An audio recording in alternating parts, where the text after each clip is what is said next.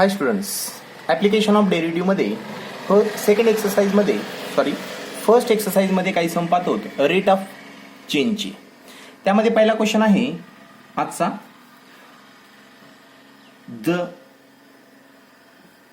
a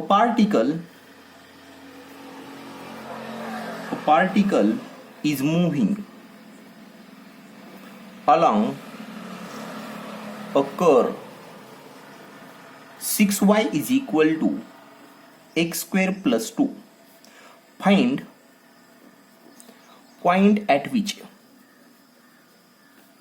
point on curve at which y coordinate is changes 8 times as fast as x coordinate.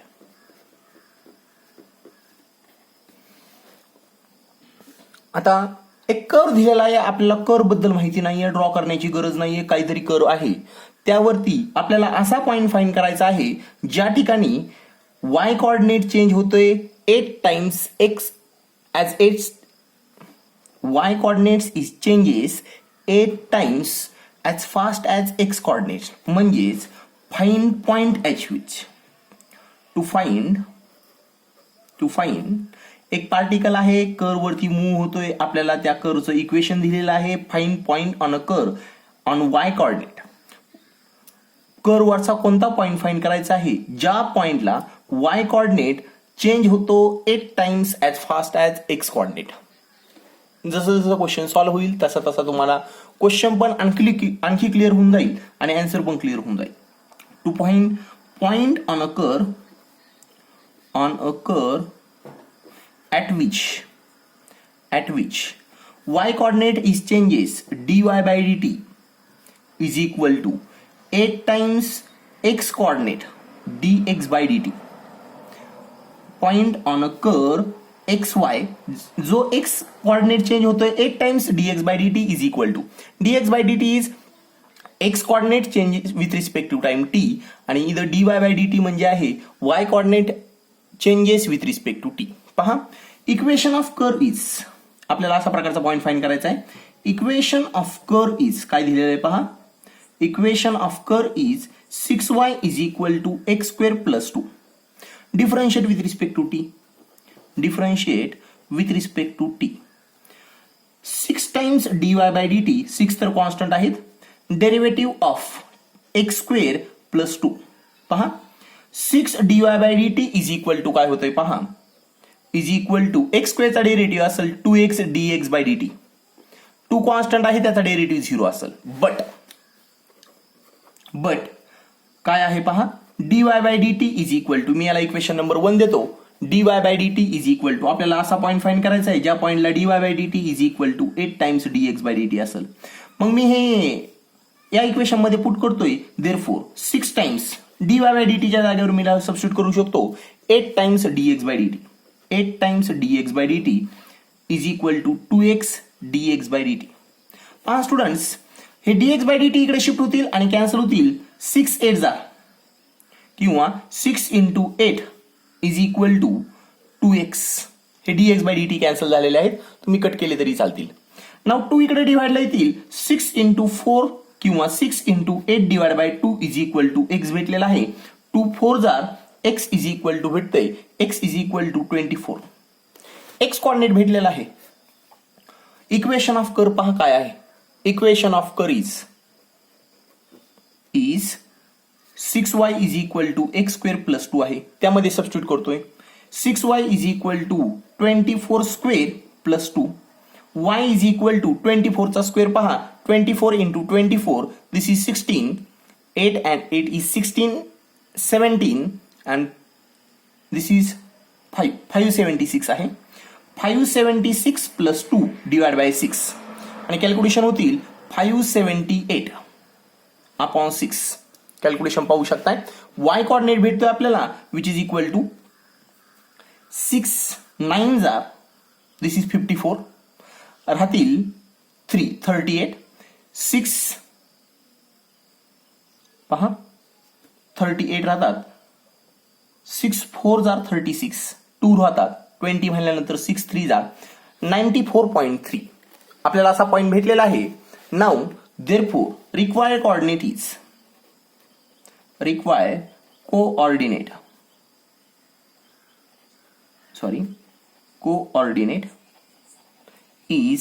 xy is equal to x ची value 24 आहे आणि y ची value 94.3 आहे.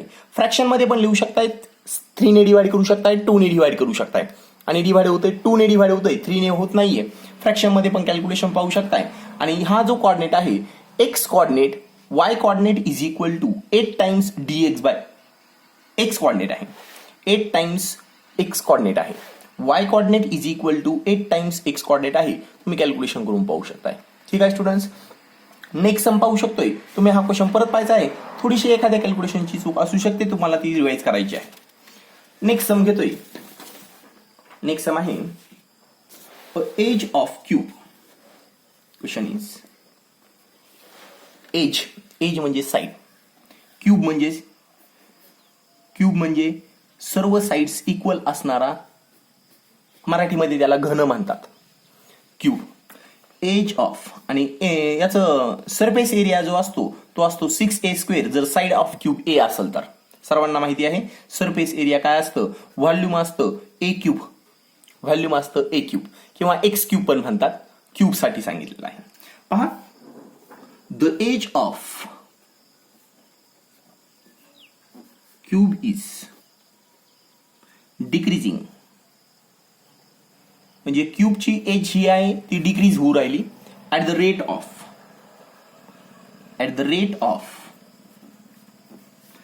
0.6 centimetre per second.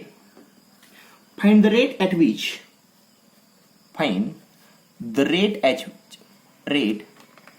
at which volume is decreasing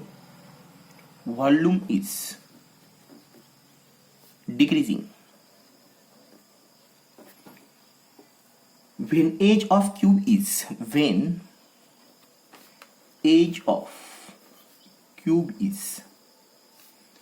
2 centimeter. पहा students, the age of cube is decreasing at the rate of 0.6 centimeter per second. क्यूबची edge let x be edge of cube. Given काय दिलेला आहे पहा, given rate of change of dx by dt is equal to rate of change of edge of cube with respect to time t is equal to 0.6 centimetre per second. Per सेकंडला 0.6 centimetre कमी होऊ राहिली. Negative sine पण देतात काही वेळेस decreasing साठी, increasing साठी पॉझिटिव्ह साईन असतं, पण तुम्ही नाही दिलं तरी चालतं ते. Now find rate at which volume is decreasing. Volume of cube is v is equal to असतं x cube. dv by dt calculate करायचं आहे आपल्याला.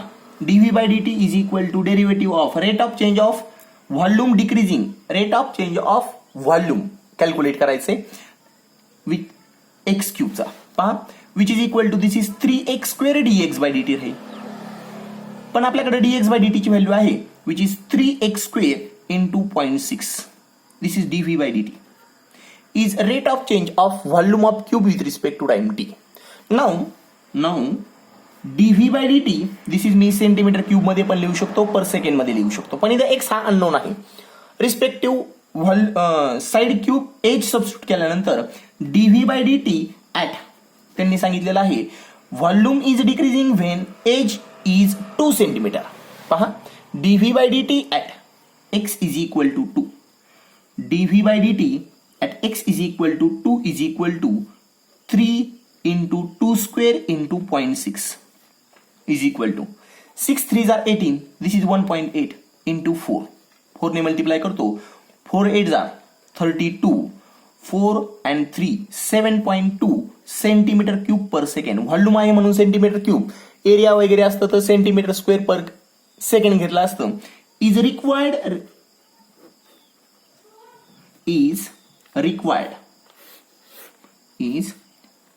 required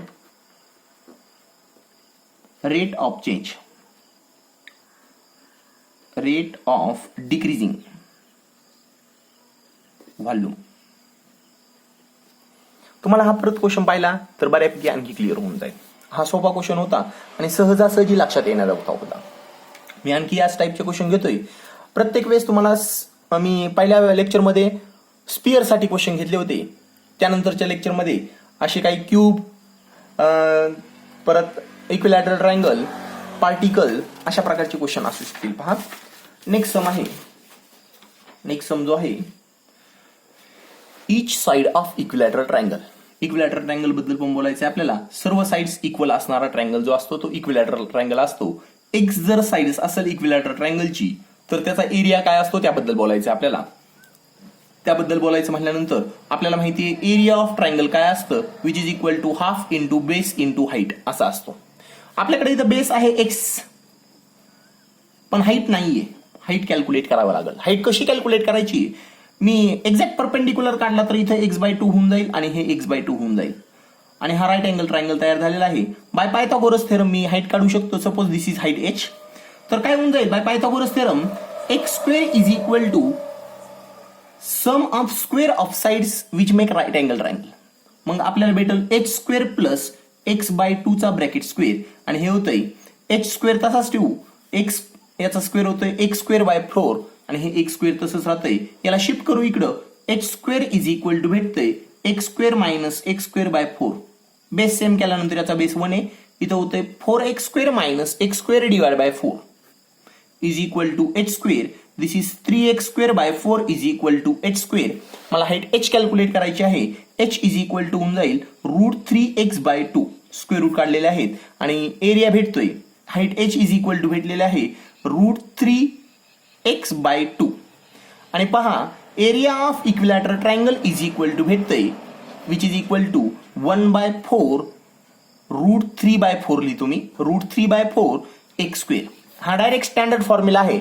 area of equilateral triangle is equal to, मी हाईटची व्हॅल्यू सबस्टिट्यूट केली √3/2 x आणि ती आपल्याला भेटतंय 1/2x into √3/2x is equal to √3/4 x² is area of equilateral triangle. Now आपल्याला याचा यूज करायचा आहे म्हणून मी अगोदरच घेतलेला आहे. क्वेश्चन काय आहे, द एज ऑफ, किंवा क्वेश्चन आहे if each side of equilateral triangle is decreasing, each side of equilateral triangle is increasing at the rate of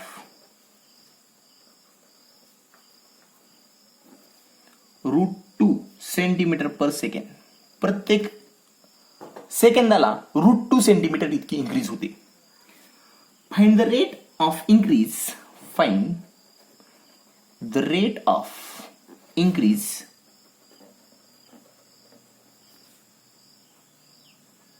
find the rate of increase of its area.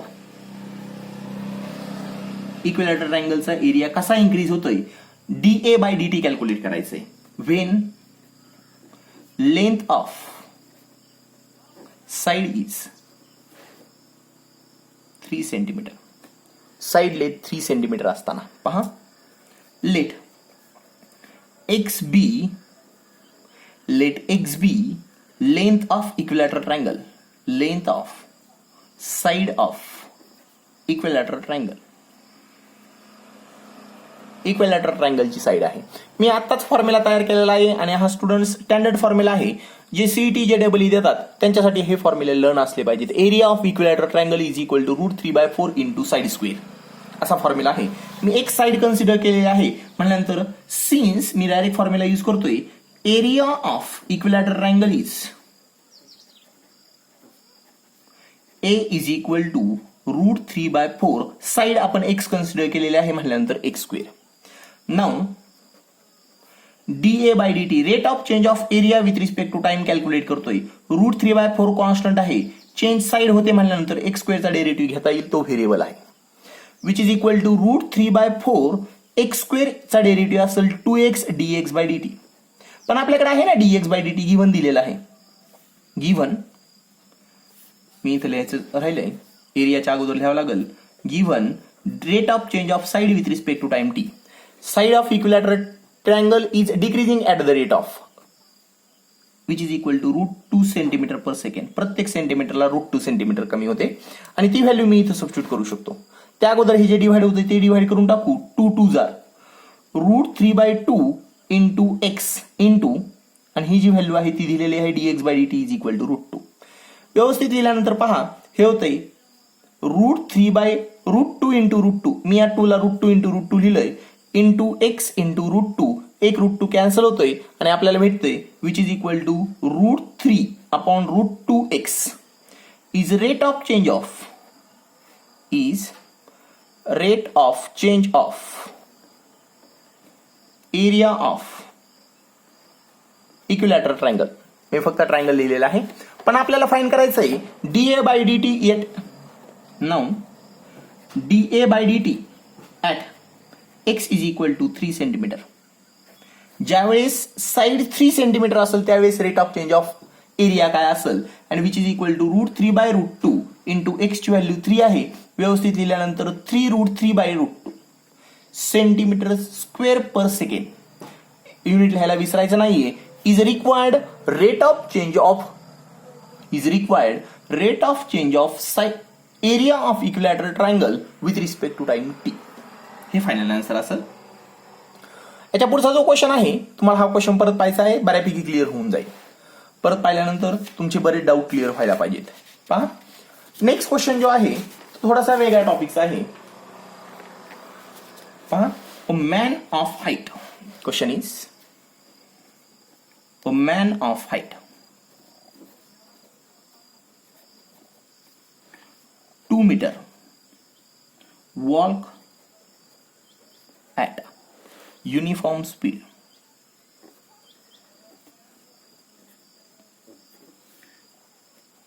of 6 km/h away from. लक्षपूर्वक question वाचल्यानंतर बऱ्यापैकी clear होतं आणि जशी जशी question read करत जाऊ काय गिव्हन दिलेलं आहे या गोष्टी लक्षात येतात. From a lamp post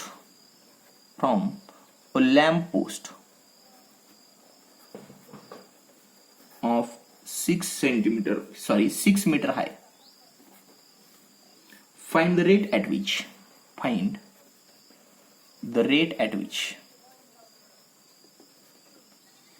the rate of shadow is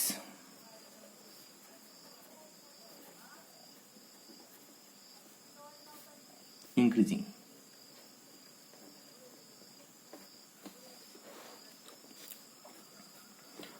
पहा क्वेश्चन काय आहे. A man of height is 2 metre. माणसाची हाईट दिलेली 2 metre. Walk at uniform speed of 6 km/h away from a lamp post of 6 centimetre high. एक lamp post दिलेला आहे, याची height 2 metre आहे. हा माणूस आहे आणि याची हाईट, हा लॅम्प पोस्ट आहे त्याची हाईट 6 मीटर आहे आणि हा जो माणूस आहे या लॅम्प पोस्ट पासून म्हणजे इथं बल्ब आहे, बल्बचा फोकस पडल्यामुळे याची जी सावली आहे अशा प्रकारे पुढे जाईल. ड्रॉच करतोय, लक्षात पण येईल तुमच्या. आणि या माणसाची सावली अशा प्रकारे दूर जाईल आणि जसा जसा हा पुढे जाईल तशी तशी ही सावलीची डिक्रीज होणार आहे. किंवा अवे फ्रॉम जातोय म्हणल्यानंतर जर जवळ आला तर शाडो डिक्रीज होईल आणि लांब गेला तर शाडो लांब जात जाईल. बरोबर, इन्क्रीज व्हायला पाहिजेत. Shadow is increasing. पहा काय गिव्हन दिले आहे.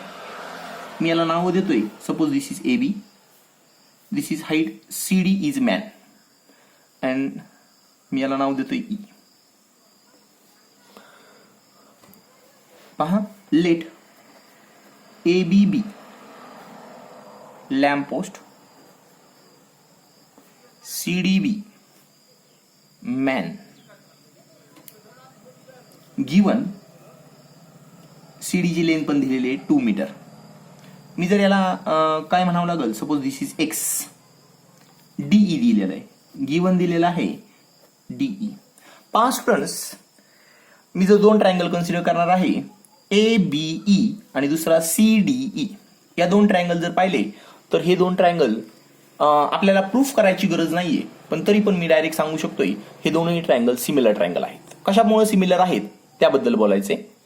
यामध्ये एक राईट अँगल ट्रायंगल आहे आणि हा पण राईट अँगल ट्रायंगल आहे. त्यामध्ये एक कॉमन अँगल पण आहे. त्यानंतर हा जर अँगल पाहिला, हा जर अँगल, हे अँगल पण इक्वलच आहेत. बाय ए टेस्ट किंवा तीनही अँगल ज्यावेळेस इक्वल असतील करस्पॉन्डिंग अँगल, त्यावेळेस ट्रायंगल जो असतो ते ट्रायंगल सिमिलर होऊन जातात. इक्विलॅटरल ट्रायंगल नाही, सॉरी, सिमिलर ट्रायंगल आहेत, सारखे दिसणारे ट्रायंगल आहेत. Therefore since in triangle ABE similar to CDE, triangle CDE, therefore similar ट्रायंगलच्या करस्पॉन्डिंग साइड्स या प्रोपोर्शनल मध्ये असतात. सिन्स, देअरफॉर मी लिहितोय, therefore AB upon CD is equal to BE. ABE triangle मी कन्सिडर केलेला आहे. BE upon DE.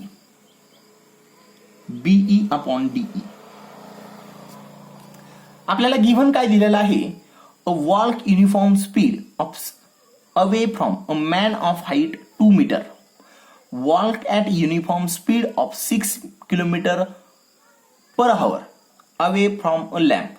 मी याला नाव देऊ शकतोय, हे जर एक्स दिलेला असेल तो इथून दूर जातोय म्हटल्यानंतर हे dx/dt दिलेलं आहे, गिव्हन दिलेलं आहे dx/dt. मी याला जर y नाव द्यावं लागेल म्हटल्यानंतर काय भेटते पाहू. y टू फाइंड, मी इथं लिहितोय given BD is equal to x दिलेला आहे, अँड dx/dt दिलेला आहे. मॅन लॅम्प पोस्ट पासून दूर चाललेला आहे म्हटल्यानंतर ते गिव्हन दिलेलं आहे. Man of height 2 metre walk uniform speed 6 kilometre per hour, rate of change of distance between BD दिलेला आहे, which is dx/dt is equal to 6 kilometre per hour. Find करायचं आहे आपल्याला, find dy/dt, find as DE is equal to y, therefore dy/dt find करायचे is equal to question mark. पहा, BD तर नाही माहिती आपल्याला, BD कसा तयार झालेला आहे, BD इज इक्वल टू झालेला आहे and BE is equal to आहे x प्लस y. याचा यूज करायचा आहे आपल्याला. मी हे इक्विलॅटरल सिमिलर ट्रायंगलचा हा पार्ट इथं लिहायला पाहिजे होता, पण ठीक आहे, काही हरकत नाही. Since AB upon CD is equal to BE upon DE आहे. मी यांच्या जे व्हॅल्यूज घेतलेल्या आहेत त्या पण सबस्टिट्यूट करतोय मी.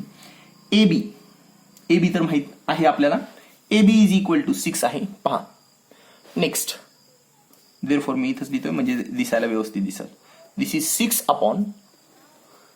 अपॉन त्यानंतर CD ची व्हॅल्यू लिहायची आहे, CD ची व्हॅल्यू 2 आहे, इज इक्वल टू. त्यानंतर BE इज इक्वल टू, पहा BE इज इक्वल टू आहे x plus y upon DE is equal to फक्त y आहे. देअरफॉर दिस इज 2 1 जार अँड 2 3 जार, therefore 3y is equal to, y इकडे मल्टिप्लायला घेतलीत, is equal to x plus y shift करू, 3y minus y is equal to x, 2y is equal to x. Differentiate with respect to t. 2 times dy/dt is equal to dx/dt. आपल्याकडे dx/dt आहे, आपल्याकडे dx/dt 6 kilometre per hour. dy/dt is equal to असेल, dx/dt 6 आहे, पण हे 2 इकडे डिव्हाइडला येणार आहेत आणि हे भेटते which is equal to 3 metre per hour. म्हणजेच is rate of increasing, y काय आहे, y is height of shadow, is rate of increasing of height of shadow. पहा स्टुडंट्स, अशा प्रकारे आपल्याला हे पण आन्सर भेटलेलं आहे. 3 मीटर पर आवरने आपला हाईट जी आहे ती इन्क्रीज होणार आहे. मला सांगायचं आहे या टाईपचे आणखी काही क्वेश्चन्स आहेत ती तुम्ही ट्राय करू शकताय सॉल्व एक्झाम्पल मध्ये. मी यानंतर जो टॉपिक स्टार्ट करणार आहे अप्रॉक्सिमेशन, तसा सिंपल टॉपिक आहे. यापेक्षा सिंपल टॉपिक असल्यामुळे तो मी सहजासहजी घेऊ शकणार आहे. यातले काही टॉपिक जे आहेत ते मी मे बी ऑफलाईन साठी ठेवू शकतो, पण जितके शक्य आहेत ते तर मी ऑनलाईनच घेणार आहेत. ठीक आहे स्टुडंट्स, नाऊ स्टॉप हिअर.